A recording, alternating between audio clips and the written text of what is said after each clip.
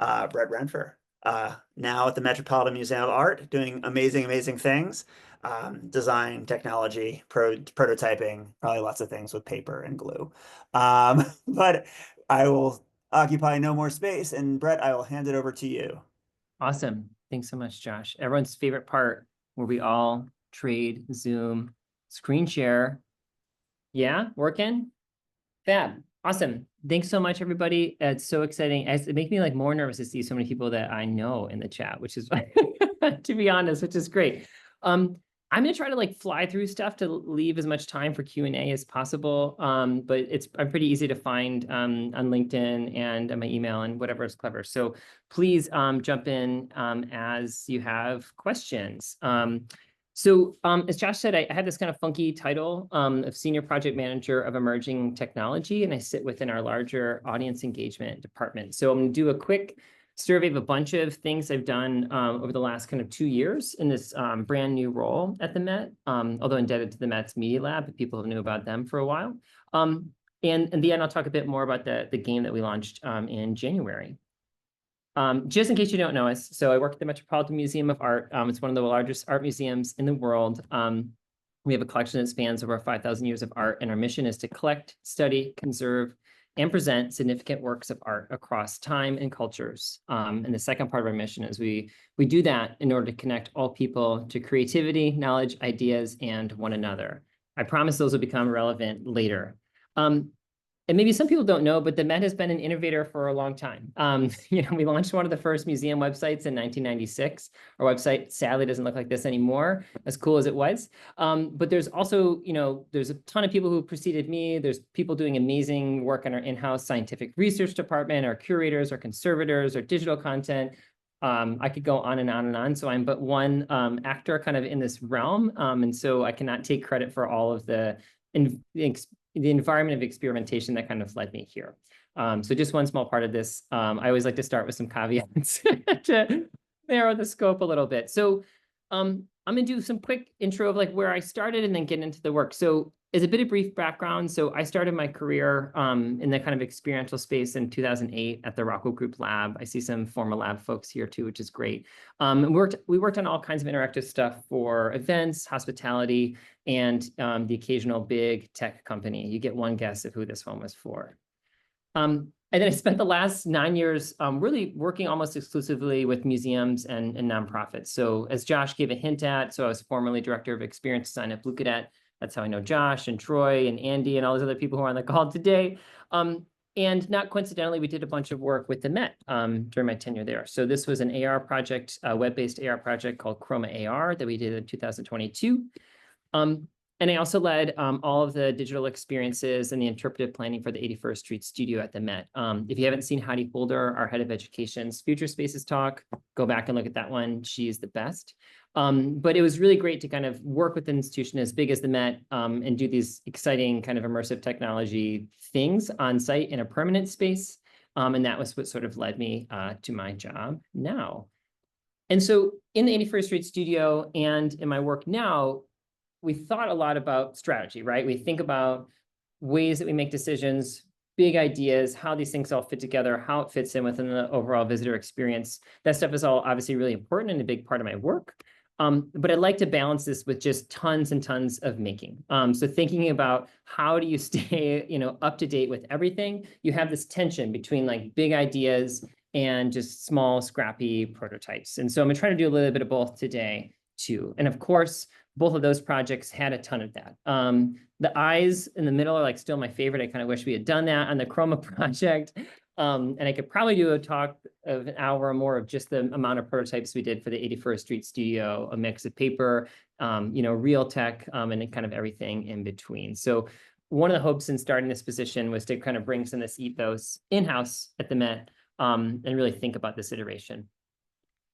So going back to my funky title, a little bit more specifically. So, I do this sort of mix. So I do a lot of quick exploration. I'm sort of a team of one, but I sit across 7 other departments. So I make a lot of ad hoc teams. That's a lot of how we make things happen at an institution as big as ours. We're almost 2,000 people. But doing a lot of quick explorations, things that are interesting, we kind of ladder up into pilots and prototypes. Usually doesn't involve actual real people. When those things get really interesting, we scale them up and think about these sort of special projects. But I also manage a lot of sort of partnerships. So sometimes that's people who are in a kind of more loose, like they're making a project on their own that we're steering, or sometimes a bit more active and integrated. So when I started, I had this question even when I was interviewing, well, what do we mean by emerging technology, right? Like that means a lot of different things in the consumer sector, in the financial sector, in the healthcare sector, et cetera. So really, we're thinking about emerging technology broadly within museums and specifically at the Met, right? So what does it mean to do something emerging in the kind of like 155-year-old museum? We're not doing a lot of quantum computing yet, or genetic engineering, et cetera. We're doing things that are really specific to our domain and our audience and just where we are and have been as an institution.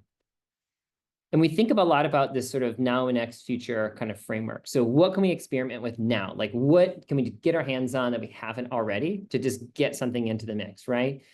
How do we do that in order to get our hand to actively understand what's coming next? And then how might we shape the future of museums that we want, that we feel is right for us, our mission, and our audiences?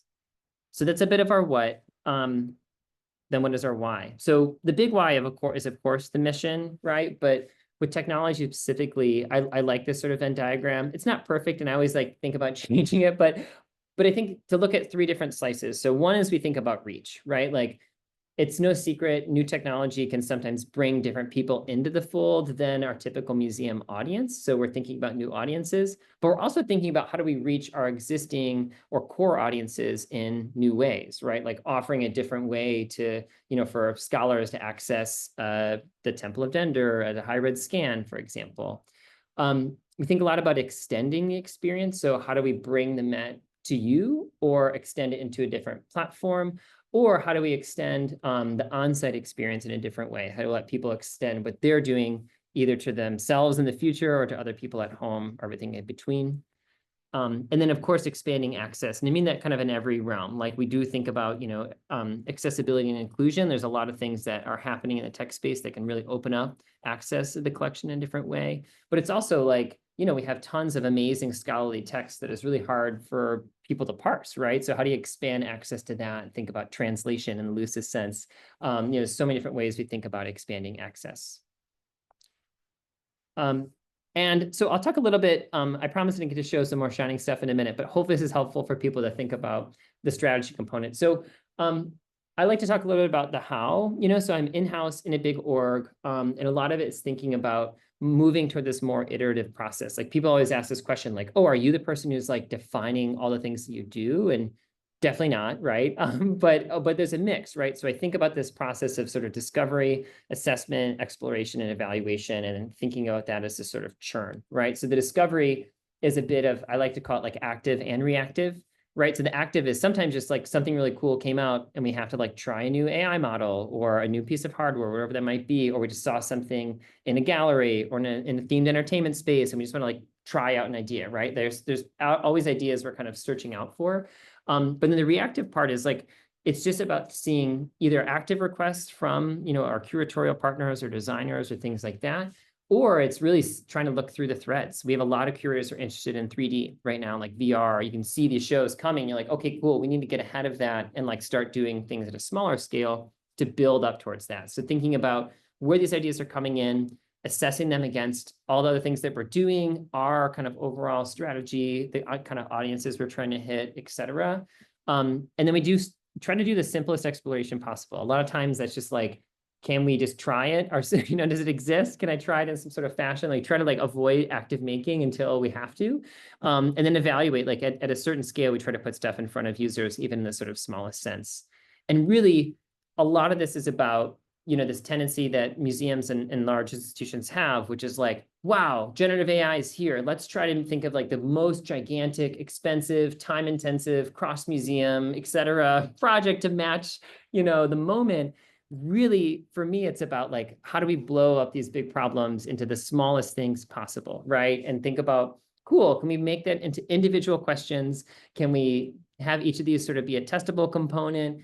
Do these things all have to actually write in code? Can they just be more like of a discussion or initiative or whatever this might be? So That's a lot of what I do, is try to say, like, can we simplify it a little bit too? To be honest, I don't always do that. Sometimes it's just fun to do something big, right? But whenever possible, we like to kind of break things up. So really in the spirit of that, the sort of next section is the kind of explosion of a bunch of little things. So I'm going to go through these quickly, and please, if you have questions, jump back in. So this is a sort of quick snapshot of kind of some of the prototypes and pilots from the last like almost 2 years. And then we'll talk about art links at the very end. So one of the first things I did was kind of like go back to the things that we did with the Chroma AR, which is like showing 3D model, showing our scientific and curatorial research. So doing these sort of color restorations. This is a much older, it's a 5,000-year-old Cycladic statue.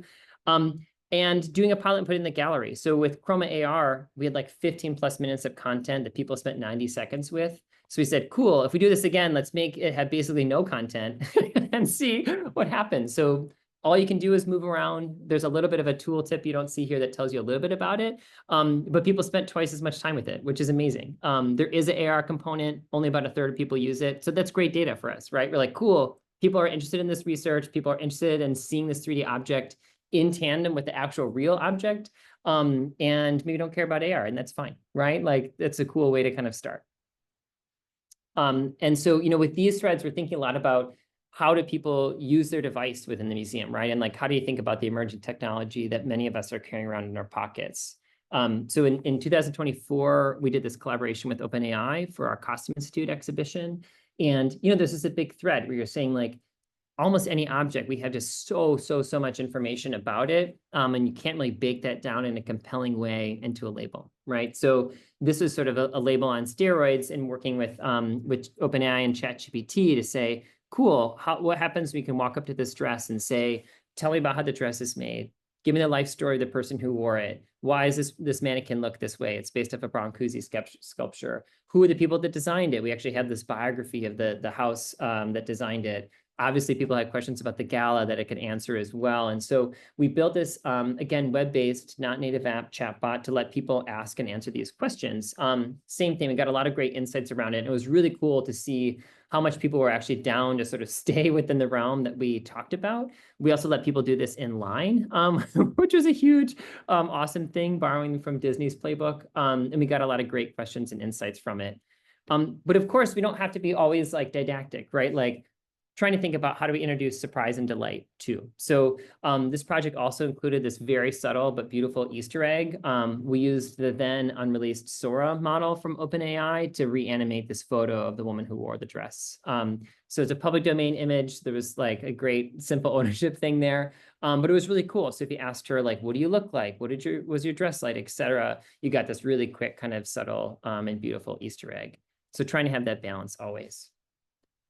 And the last thing on like the mobile thread, is thinking about, the death to QR code kind of problem, right? So people have probably seen a lot of things like this. It's just a lot easier and faster with AI. So this is me walking around our European paintings gallery and using this prototype that I made with our digital team and in partnership with Microsoft of using multimodal AI embeddings of these images to make this super fast image search.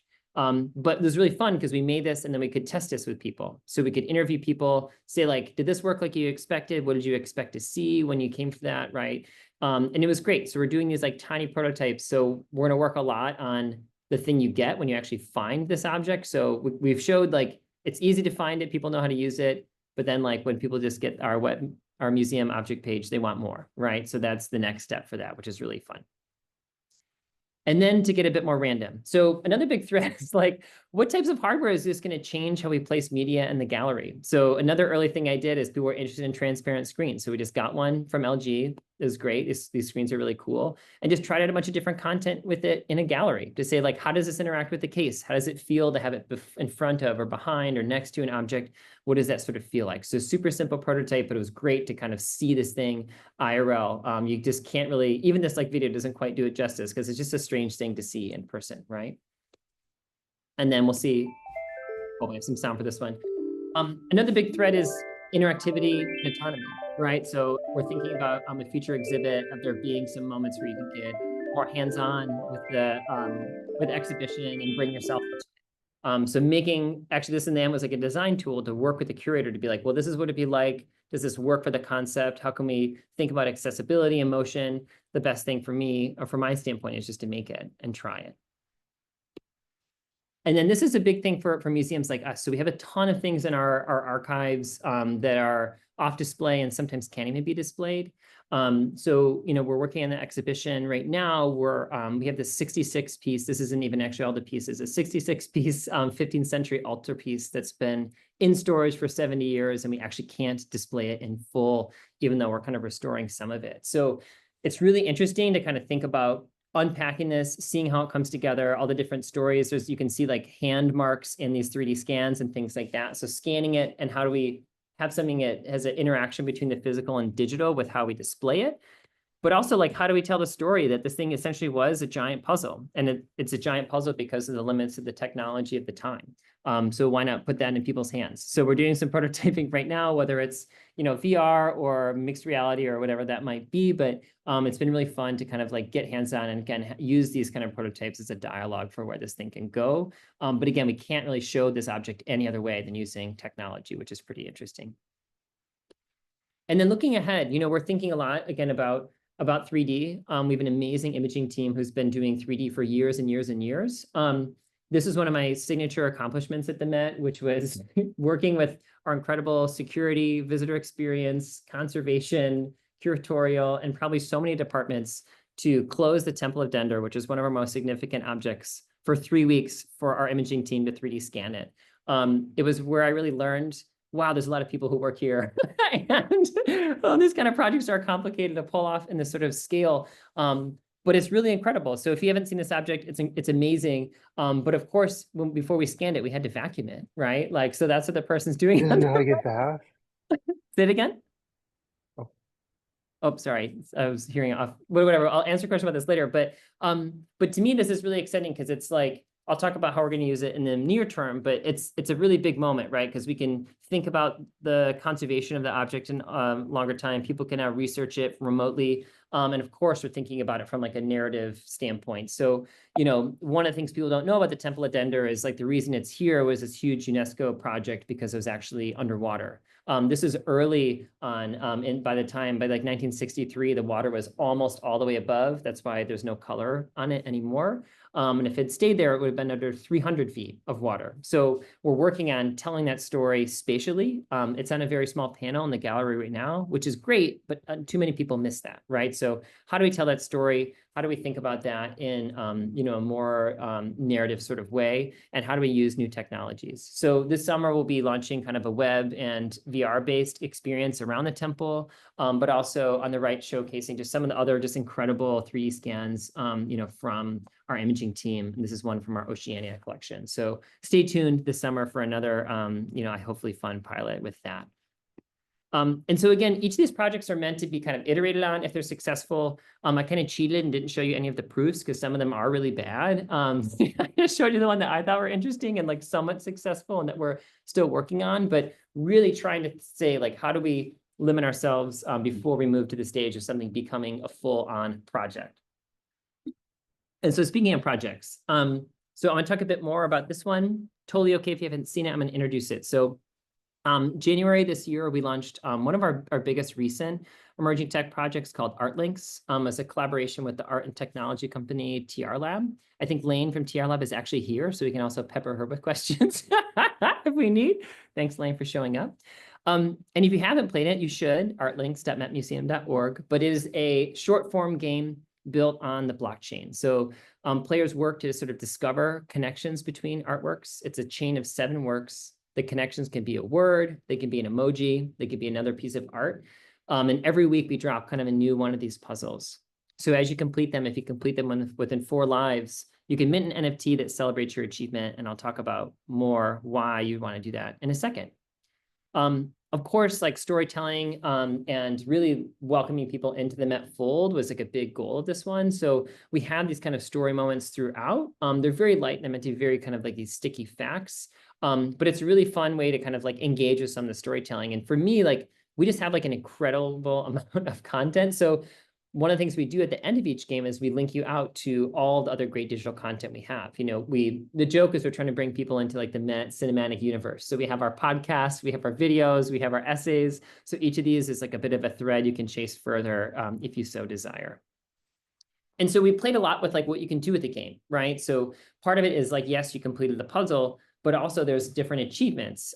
So if you complete 3 puzzles without losing 4 lives, you get this ace achievement.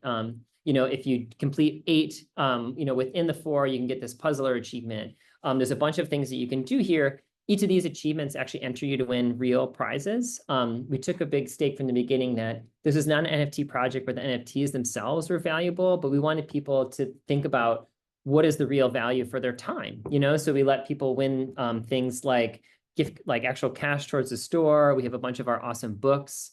We have some great in-person launch events, like opening events for exhibitions. And then the grand prize, if you get 4 of these achievements, you're entered to win either a year membership or a private tour with Destiny Fillmore, who is my partner in crime in the game. She was the curator of the game. So really cool, I think really cool stuff that you can actually win.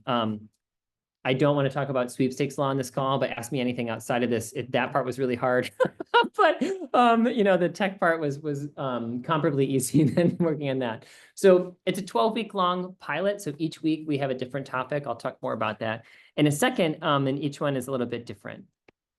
And one thing I'm really proud of is, you know, the game is accessible for low vision and blind users who use screen readers or other assistive devices. So we have a great education team and an access team within that. And they brought a few folks in who were really more of our partners than our testers. So the amazing team at TR Lab pushed everything to make it as accessible as possible. But then we did these long form sessions and everyone brought different devices or different ways that they were using either the computer or an assistive device or their phone. And then we worked with them to say like, well, how are these things working? You know, I did visual descriptions that were like AI assisted for the first draft. So each image has a description, you know, we're asking how are those working? Is this feeling like it's expected? So it was really an awesome partnership. We learned a lot and we're really hoping to keep that going with all of our projects. But the big question, right? Like, why are we engaging with the blockchain? And why now? You know, obviously, like, as I said, we're not really interested in the sort of like cash part of the blockchain. And we're not trying to mint our collection, right? Like for us, it was so much about, you know, thinking about the core technology and ignoring the kind of art speculation component to it. And so, you know, pieces like this about this idea of like the next, what is the kind of white space for blockchain? We really think that is sort of there. I think one thing as we think about the longevity of the technology, right, is looking at the way that especially blockchain is used and NFTs are used in the kind of art community, especially people doing kind of generative and digital art, right? Like that's not going away. That's a big half of our mission, right? Like I said at the top, this idea of collecting and conserving and preserving contemporary art. So that part is happening, but in a lot of ways, it was thinking about the other half, like connecting people to art ideas and one another. And if we focus on that, is that a lower risk, simpler way to start to build tacit knowledge around the blockchain? And also a bit of our perspective, right? Like blockchain to me is like saying like JPEG, right? It's just a technology and it's just a mechanism to build essentially like a permanent memento or permanent engagement with the net, which I think is really interesting in the digital space. So we played with this pilot and thinking about engaging and working with TR Lab. It was pretty quick when we said, okay, we want to do this engagement-based project. What should it be? Really quickly started to say a game. A game should be what it's what, and bolstered by graphs like this. This unfortunately sort of low res, but if people haven't seen this graph, you know, on the far right is the green is New York Times Games and the purple is New York Times News, and seeing this crazy flip where people start spending more time with the games and the news within the New York Times kind of ecosystem. There's so many trend lines like this around the world, right? The growth of the sort of like casual game is really promising and exciting. And for us, that's a big part of the puzzle, is thinking about like, how do we engage with the space and give people sort of scratch this itch that apparently is very sort of prevalent. So, and do so in a way, you know, the idea is like, we wanted to show up in the NFT space in a way that felt authentic to us, but also to the communities there, right? Gaming is a huge piece of that sort of puzzle. And so for us, that was a way to do that. And so next was thinking about like the story. So what do we want to tell? And so our thesis is really about, no matter how modern or contemporary or whatever an idea you pick, you can find it across our collection, and not just in the contemporary art. You can find it across all 5,000 years. So that was our overarching story, but it was really informed by the other stuff that's happening, right? Like there's always questions of like, why is the Met or X museum doing things? There's so many factors in play, right? One of those factors is we're working on this incredible modern contemporary wing. We have an amazing collection. We want people to experience and interact with that collection and have it be top of mind, while at the same time, we're slowly closing the existing gallery, and you can see less and less and less of that art in person, right? So how do we think about digital ways for people to engage with the collection? So when you see the game, you actually see there's a lot of contemporary works within it. They might surprise you. It's not like the greatest hits, as it were. That's intentional as well. So it's about this thread that's happening with this new wing. And so as we had the store, we thought about slicing it up. So how do we think about a system to both to aid in our own content development, but also to think about different lenses of the collection? So we thought about materiality, how things are made. We thought about the idea of signs and symbols through emojis. Emojis are my favorite week. If you haven't played, it's really fun. We think about highlights, so really digging into a particular artist or movement or place. So we think about folks like Osamu Noguchi and Georgia O'Keeffe and Harlem as this place of inspiration. And then the hardest one, conceptually, is this idea of Web3, right? So if we're trying to put our money where our mouth is, that any contemporary idea you can find in the collection, what is it like to find ideas of ledger or code, or randomness within the Met's collection? That one was challenging for us, but we feel like we made it work. And as you might guess, if you're familiar with things like the Times crossword that have this arc of difficulty across the week, we mirrored that with these things too. So the idea of picking these different lenses was also to kind of build this cycle of difficulty. So every 4 weeks, you have a material one, which is the easiest once you figure out how to read the object label and dig into the work. Once you're at the Web3, you're really trying to make some logical jumps. There's a lot of things happening. And of course, the ideas are sort of complicated too. So there's a lot sort of there. People are figuring out, which is good. Kudos to them. I think the game we tried to find this sweet spot of like hard enough that it feels satisfying, but not so hard that it feels like totally alienating. So I'm here if you think that part's not true, but and then just to wrap some up. So, one thing that we like about the blockchain is the stuff is just there. So you can go to OpenSea and see how many NFTs there are. This has even changed in the last day. But for us, it's been helpful to see the correlation with like how many people are visiting versus like number of plays, right? You can get a quick sense that most people are playing kind of at least twice or 2 games, either of the above. There's also an interesting correlation between how many people visited and played versus minted NFTs. This, of course, has like our first week had a huge spike of people coming in from the press world and then playing once and then leaving. It's a little bit closer to like 20% of people who play, maybe a little bit more, are kind of in like minting and doing that kind of piece. But the thing I think is really interesting, for other museums interested or institutions interested in this kind of space, like people are spending between 7 and 8 minutes per game, which we think is pretty awesome, actually, right? Right now we have 8 up. That's a lot of people's time. And so we hope people are feeling rewarded for their time they're giving us. And people are really looking at the art a lot. It's kind of an arbitrary statistic, but the idea of like 120,000 times people are digging into the works feels really good and exciting, and people are really digging in. And I think lastly, the other thing that's not on here that I think is really cool is, a big number, at this point, the majority of our traffic is actually from Coinbase. It's like people in the community funneling from that space. So the idea of like, if you show up in this space, will people come? Like 100%. Like the people are actually coming from that way more than they are coming directly, which I think is really cool. And we're still sussing out this data, but really we have a guess that maybe around half or maybe just a little under half of people, it's their sort of first interaction with the blockchain, which is pretty cool too.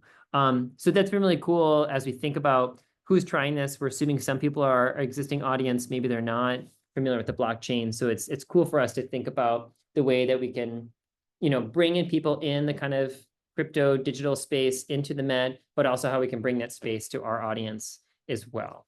So I'm going to pause now for questions.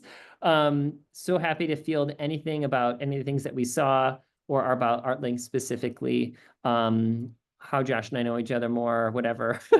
Happy to cede the floor. And if you haven't played, I'll quickly plug artlinks.metmuseum.org. Please check it out. I'm so excited to hear what you think.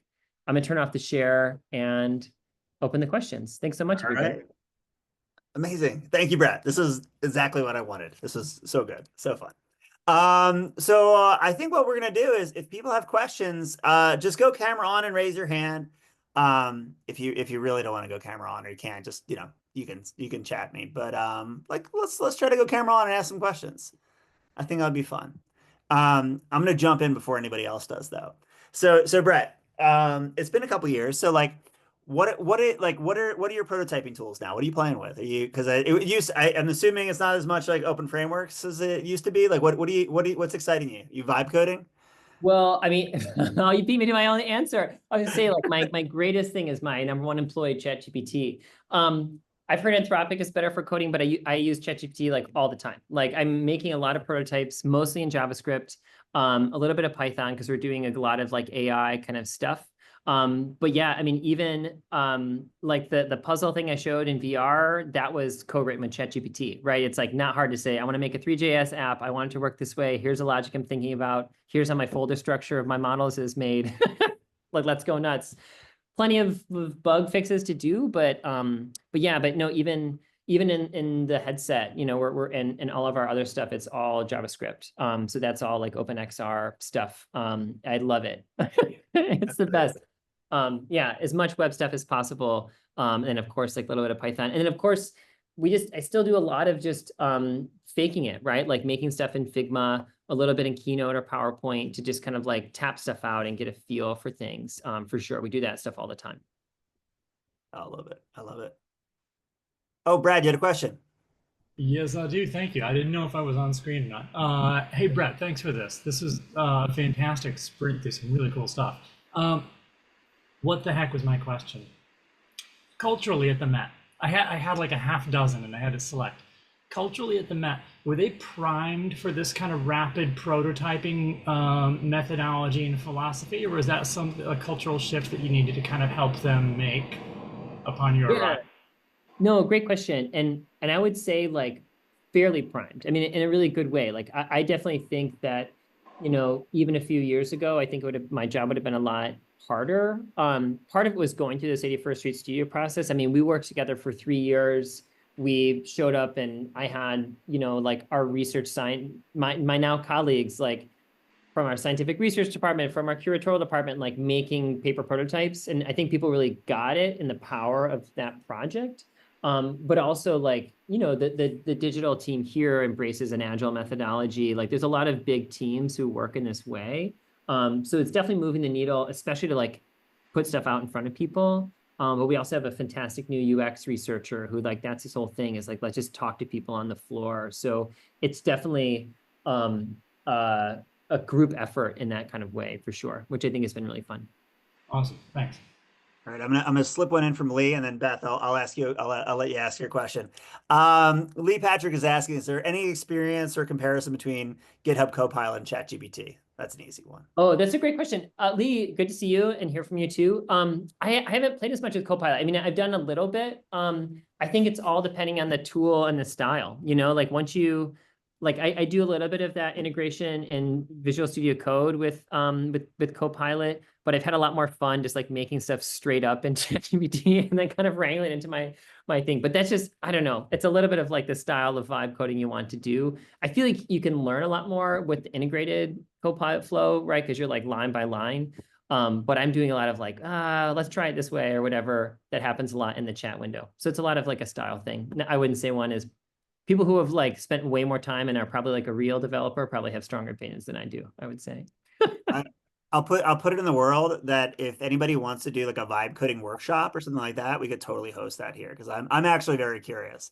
Because I think it'd be I would super go fun. to that for sure. I'm gonna make you teach it, dude. I don't know what you're talking about. Beth, you had a question. Yes, hi. Thanks for this info. I'm with the Dali Museum, and we've been thinking about how we could integrate this sort of NFT and gaming. How are you promoting this and marketing it? Because the numbers are very impressive. Yeah, great question. And I mean, you all do so much great work, so I'm so excited to be able to answer the question. Thank you. So it's a mix. So we did like a sort of nested press strategy. So first we actually had like a almost like an influencer group. So we work with some like writers and artists and people kind of in the space and did an early preview and kind of at first asked for their thoughts and then had them kind of like communicate out on their channels and with their markets. Then we did a traditional kind of like press launch, which I think was really great. We brought both the kind of like normal, Met channels, like the art press, along with, we did invite people from the crypto and Web3 press. A lot of that was our partners in TR Lab, like brought those people for both of those into the mix, which was awesome. We also did like a big launch event, same thing. We had like an awesome, I think a great discussion and brought those people to the Met physically. It was really, we actually had to kick everybody out because everyone was like taking selfies in the empty Met, which was great. And then we did traditional, a big splash with our huge general Met newsletter, our on kind of our social channels. We worked with both Coinbase and MoonPay, who are kind of like our technical partners. They also kind of promoted it. Like we did as much as we could out of the gate. And now Lane, who's on the call from TR Lab, has been helping us think about the sustaining strategy. Like it's pretty hard to sustain something over 12 weeks, right? Like we're not getting that first crush we did it the first week, but it's doing a little bit of like, how do we steer the ship into the next thing? Like getting people to say like, keep going because like it's almost time to win stuff, or like let's promote this specific week. So that one's been a bit more ad hoc and following the tide of where the users are after the kind of the initial let's make a big splash and also really invite this group in kind of strategy. Well, you have such a huge space, right? And who doesn't? What was that great book when I was growing up about, the experience in the Met Museum? I mean, I could totally see it Yeah. in, engaging the game within the physical space where you're traveling around in some capacity. And I don't know if you're uncovering clues, but tapping into that game at a specific space, whether it's, a QR code to access it, but you know what I mean? So bringing like the digital and the physical and combining them in terms of play, I think. Totally. I remember the Met not being into that when we were Yeah. I mean, it's funny, like, and the reasons that we're not doing things like that as much, mostly are logistical. It's like Wi-Fi dead spots, things that all museums struggle with of a certain age. We're working on those, of course. But also like with this one, especially being centered, the modern contemporary, which is like being put into storage. That was a lot of it is being like, this is the place to do it at home.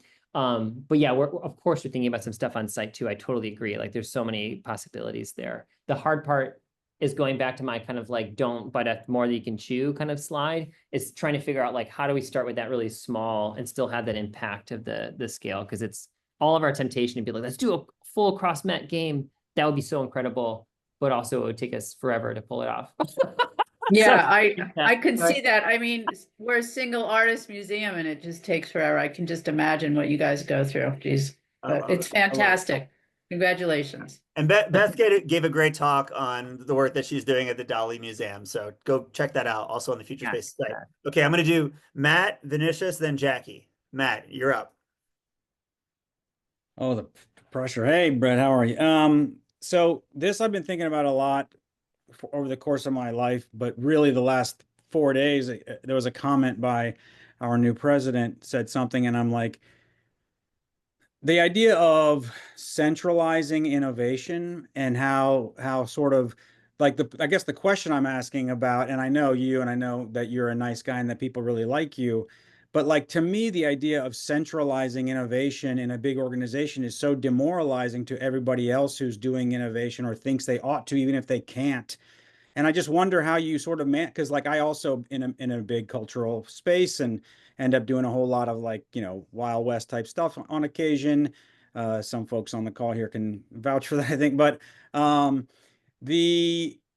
but you know what I mean? Like what would you say to the rest of us about how to manage that kind of stuff? I mean, you showed up as like a real hotshot consultant from the outside, which is a very resented position. And then you got a job and now you're running around telling everybody how the future is going to look. Like, explain how that works. There's so many questions to answer within there. Well, firstly, I don't know if I see myself as a hotshot, but I appreciate the characterization. But I mean, one of the big things I try to do is I try to just like listen more than anything. No one can predict the future. All you can do is extrapolate the present. So I think it's so much of just really, I do a lot of like just showing slideshows of like, here's cool touchscreens in museums, like a bit of like trying to raise the tide there. But at the same time, like we don't say that this is like a central innovation position, right? Like we have, especially even I would think about digital and data is like distributed across our museum. Mine is sort of like by design cross department. So to get really in the weeds for everyone else, so like, so, you know, we have our director, of course, but then we have like this set of deputy directors who oversee different parts of the museum. I report to one of the deputy directors who is the head of audience engagement. That's 7 different departments. So my mandate is to always work across those departments. And so each of these projects, I'm pulling at least 3 or 4 people from these individual departments, plus usually like a curator, plus maybe a project manager from our design. Like, it's these things that we build these teams where it's definitely not just me doing these projects. I should have said that like a million times, but also like it's trying to kind of pull that up. And then I'm only responsible for like the audience slice of it. You know what I mean? We have people doing innovation on how do we think about AI use internally at the museum? How do we think about our data policies? How do we think about our archives? How do we think about scientific research? Like, it's so distributed, which is a factor of us just being really big. I think it's harder when you're a smaller museum, right? Like, if you have a finite number, it's harder to set, like to centralize because that person probably has to like wear a lot of hats. Like I'm thinking about Liz at George O'Keeffe Museum. Like she's able to move mountains as like a single person, but she does like a ton of other stuff. So I think every museum is going to tackle it a little bit differently, but I for sure think like there's no way to make institutional cultural change and really tackle these projects without doing it in like a deeply integrated and like somewhat decentralized fashion. But you have to have the person who's like responsible. Like it is my job to make these projects happen, right? And I have the remit to be like annoying to people if they're being a stick in the mud. Well, then maybe I'll put a point on that just so that you can help. Just, asking for a friend, like when somebody who you've worked with for like 15, 20 years says to you, I totally see the value of this, but why are you doing it? What is your response? I mean, I think there's the idea, it's a really hard mindset to get out of there. There's this thing in the Radical Candor book where she talks about like being a boss is not a value statement, it's a role. Right? And I think it's just this thing of being like, I don't know, it's my job. Like this thing that people ask me to do and like I need to do it. But I want to do it in a way that feels good for you too, and it's fine if people don't like me, but that doesn't change what like my job description is. This is like sort of like the only answer to that sometimes if you reach a certain sticking point, but I don't know if that is a good answer to your question. Yeah, that sounds like a cultural problem. Like the dish has had a We question. don't have any of those. Yeah, No, never in a museum. So Vidisha had a question. I'll just ask really quickly. Lots of the projects you presented are web-based, i.e. not an app. How do you think the web platform influences the success of the projects, of these not being sort of like native? Influences the success of them. I mean, a lot of it is like the need for speed kind of component, and also this sort of like trying to be pretty fluid between like, are we trying this on site or at home, and we just know if we want to do it on site, like it's such a huge barrier of entry to like download something, right? And so we're just really trying to get in and get quick. But yeah, I mean, I think that's like a big piece of the puzzle is really just that. I mean, there's things, of course, we know we don't have access to without making like native apps, but we don't really kind of do that thing. I am trying to do less stuff that's just on people's phones because that is like a thing, right? Like we get a lot of feedback on battery use on Wi-Fi and things like that. And there's like, it's inherently not communal to do those experiences. But part of it was like kind of what Matt described, like me showing up, being in a new position and being like, let's hit the pedal to the metal. That was like a great place to start. And now we're doing the hard work to say like, cool, like there's a bunch of great in-gallery stuff that's coming up that's a bit more physical, a bit more communal, a bit more shared. But it's always interesting to kind of like start with the web, need for speed. Love it. Okay, we're Jackie, then MC. Jackie, you had a question. Yeah. Hi, thank you so much for the talk. So my question might be a little abstract, but it seems like there's a trend of going from this very physical form to a more digital interactive medium. So that makes me wonder, like, what is the main purpose of the museum now that if people are no longer interested in the physical artifacts, or like the main focus is slowly shifting from the physical artifact to digital experiences? So that leads to the question, if Met were to burn down and all the artifacts and the building are gone, how would you rebuild it? Like, yeah. Wow. That last part was not where I was expecting to go. That's a great question. I mean, I want to address your first point first. There's a bunch of great precedents of this in everything from like the sports world to museum world. It's pretty proven out, like the more you give people access to like recreations or virtual things, the more they desire to see the physical thing. We also know not everyone can come to or wants to go to New York, right? So it's a bit of that balance. Like we love whetting to people's appetite and yeah, I mean, it's funny, like one of the most asked questions when people come to the Met is this real?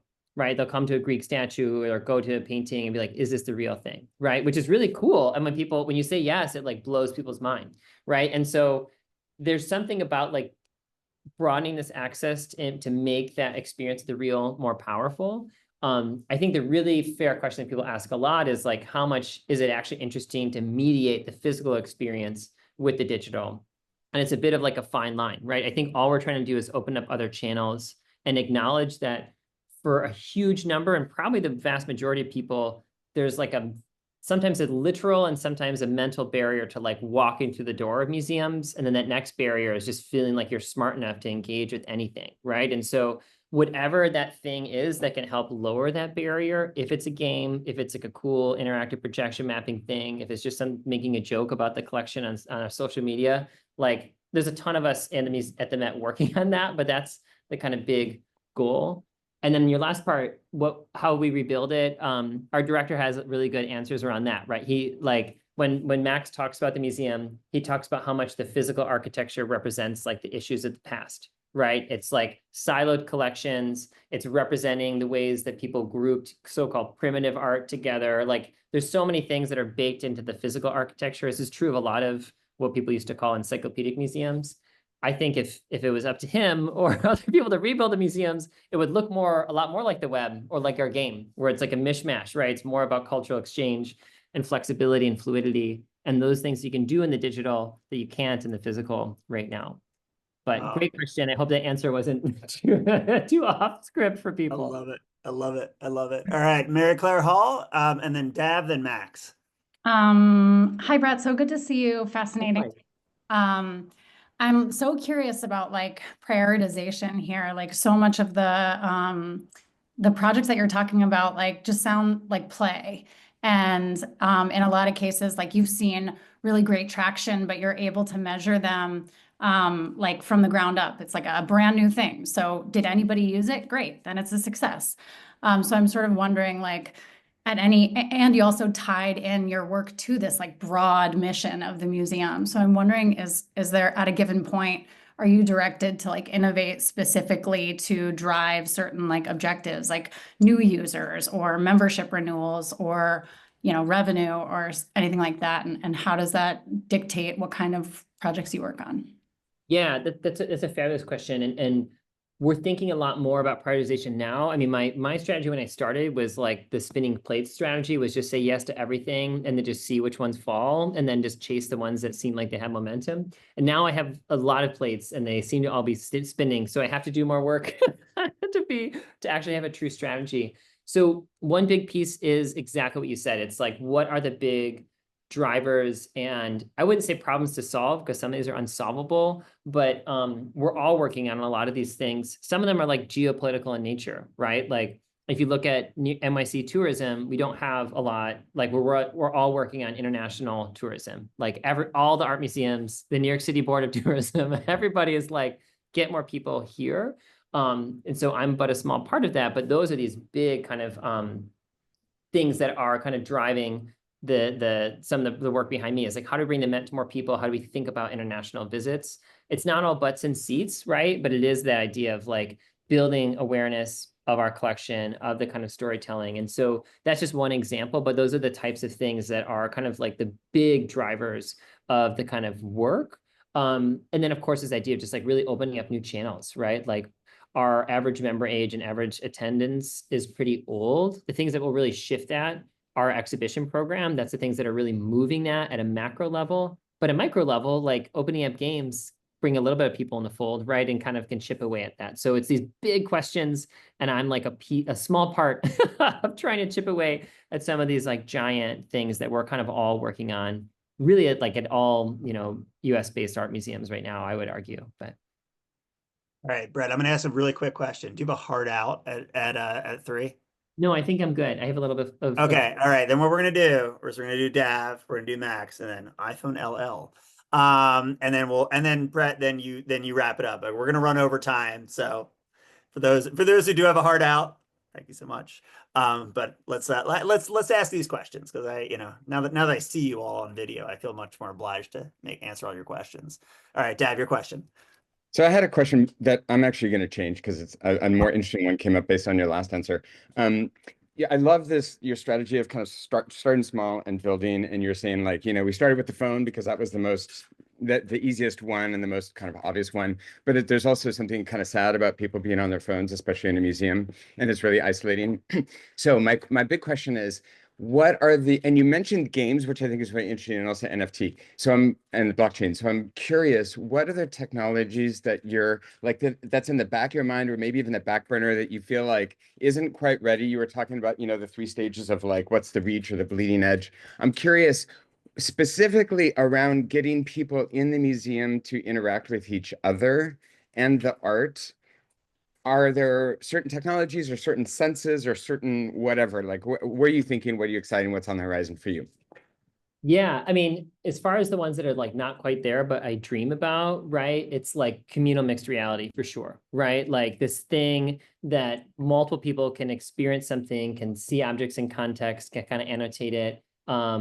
Jane from Cleveland Museum's on the call. Their Krishna show is a great example of where this field is heading. I don't like the HoloLens as a headset, but I think that experience was like killer, right? This idea that you can be in the space and have this really fluid interaction between the physical and the virtual with a lot of people in a way that feels a little bit less obtrusive than like a big headset and has like an amazing hyper resolution, whatever that's going to be. We're a long ways from that, right? Like everyone was mad when people walked in the museum with their Vision Pros on and things like that, right? So, but that kind of piece is a big piece of the puzzle. I think the same with like conversational AI, right? Like I think there's a real interface problem with typing or even talking to an AI right now. I have had people tell me they've fine-tuned their own LM and they use it as their tour guide all the time, and it's amazing. And I think that's probably true for a single person. But that idea of like you're there with, like I go with my kids, I go, or I go with a group of people, that's not very fun to do with a group. So those are 2 things that I think about a lot, is really just that idea of like unlocking an object and doing a deep dive that feels like you can really actively toggle between the physical and digital and just really get rid of the digital if you want in a fluid way. And then I think AI is a part of that. It's just that voice in your ear, that feels like it's really interactive, that's really having this really fluid back and forth, but doing that with more than one person. There's ways to prototype it now, even like using SharePlay and things like you can do things, and we're thinking about that. But it's not like at this like huge cross museum, distribution end yet. Awesome question. It's super fun to think about. Love it. Max, you have a question? Yeah, this is actually really funny that the last question really dovetails into what I was going to talk about. So, having worked at Looking Glass for a while, and then also now working at Sony on our spatial reality displays, and kind of being in this weird little niche of how do you do XR but not in HMD, and that type of shared experience. One of the things that I've run into repeatedly as I've interfaced with agencies pitching projects for museums, and then also museums just talking about what they want to do, is this really weird moral quandary of like, I know that something is going to be obsolete in a year. What's your experience of hardware, and like how do you guys actually really assess that, and like what's the best way to be straightforward with spaces where I know that budget is like really, really specific, and like you want to be respectful of these things, and like we can explicitly be like, hey, this is currently the coolest, hottest thing that you can do if you want to do this thing, but like I know that it's not going to last in the way that a museum wants it to last. How do I respectfully approach that as somebody enabling through hardware? I think it's being honest, right? Like I think, we had this great meeting between our directors with Matt and folks at the Natural History Museum, and they asked that straight up. And the director of the Natural History Museum is like 3 years max, period. He's like, sometimes it's more, often it's less. And it was like, great, that was straightforward. But the other piece is thinking about like what are the strategies employ? Like at the Met, we have our costume show, which is a huge, big bed of innovation. It's fast and furious. We have our temp shows that are up for like 3 months. Those are great hotbeds. And then we're talking about gallery rotations and capital projects, which are 5, 10, maybe longer years before they're refreshed. It's a little bit of saying like, hey, museum, like where is the place that you actually have? Do you have possibilities that you can bring in something in a more short term to think about, right? Not everyone has the same kind of crazy program that we do. The other piece is just really saying, how do you think about sustainability? So when we, sustainability in the sense of not getting stuck. So I learned a lot from, like, we worked a lot with the Henry Ford at Blue Cadet, and they had this thing where they had these cases that were custom built to a specific touchscreen.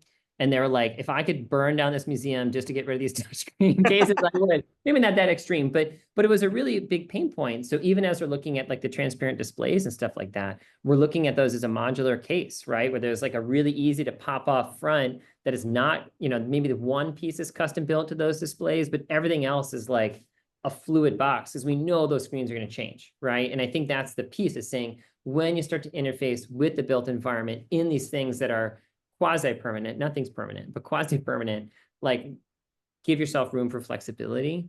And then of course, you know, there's always the idea of like thinking about OpEx. Like museums think a lot about CapEx, like we raise this money and now we spend it, but like we use OpEx for staff, for, you know, replenishing materials in our kids' spaces. Like, why not think about that for hardware? It's a hard pill to swallow sometimes, but if it's the right level of risk and investment, you know, it's really about like speaking that language that is in parallel with other ways that stuff works. Okay. All right. I think we have time for, well, we're over, but we'll do the one last question. iPhone LL. I don't know what that stands for. Hi, sorry, I couldn't change it. It's Luis Lucille. So I'm wondering about the timelines, because I bet you just have tons and tons of stakeholders in all these projects. So like, are you doing, like, how long does it take to make a proof? How long do you allow yourself to make a proof, and like then a prototype? And then how does something go into becoming a full scale project? What are the timelines there? Yeah, it's a great question. I'm gonna give you like a not great answer, which is like, it depends. You know, it's so much beholden to this, like where I am in that kind of concentric space and the type of technology. You know what I mean? Like doing stuff like with the folks at TR Lab, like it was awesome how quickly we were able to iterate together on the design, but it's not super fast or easy to just like stand up blockchain projects, right? Like that's there, you can do these things, but we waited a bit to like get into even the testnet part of that. Like that just took some time, right? Because it's a different than some of these like quick web-based technologies that I'm dealing with. But it's also designing that process with stakeholders. We actually stole this idea from our clients at the Henry Ford, who they would just do this thing where they have a standing steering committee meeting, and they'd say, this is the moment that decisions are made. Everyone is invited, but the decision's made at the end of this meeting or not, or like no matter what. And so, you know, I have a lot of awesome stakeholders and they all tend to show up, which is great, but it's a bit about building this rails and saying like, this just sort of needs to happen. So some of these things are really fast. Most of them are kind of like in the 3, 6, 12 month kind of range, which, you know, for museums is pretty fast. Like our exhibitions are maybe 5 years in development. I'm just coming in at the last like blink of an eye, you know, but yeah, I mean, the 81st Street Studio, that was like pre-Met, but that was the longest project, but that also spanned the pandemic. So it's a little bit hard to use as a gauge. All right. Brett, that was fantastic. Such a good way to end the week. I love it. I love it. Thank you so much for being here. Any sort of signing off words for the Future Spaces community? Anything we can do to support you or I would whatnot? just say like keep the questions coming. I mean, there's some awesome stuff in the chat. It was so fun to see so many familiar faces too. But please, especially if you're trying to do this kind of work in the cultural space or with museums, I'm like all ears. It's been so fun. That's been a real privilege for me, and coming like in-house, as it were, is just the knowledge sharing with other museums. We've learned so much already, and always happy to kind of repay that favor. So those other people at the museum space, thanks so much. Oh my gosh, Matt is here from the Henry Ford too, so I get to shout out you twice. Awesome. So great. Everyone I talked about is like on the call, which is fantastic. So great. All right. Amazing. All right. Well, thanks so much, Brett. Thanks everybody for being here. Hope to see y'all again next week. Have an amazing weekend. All right. See y'all. Thanks everybody so much. Cheers. Bye. See you. Thanks, Brett.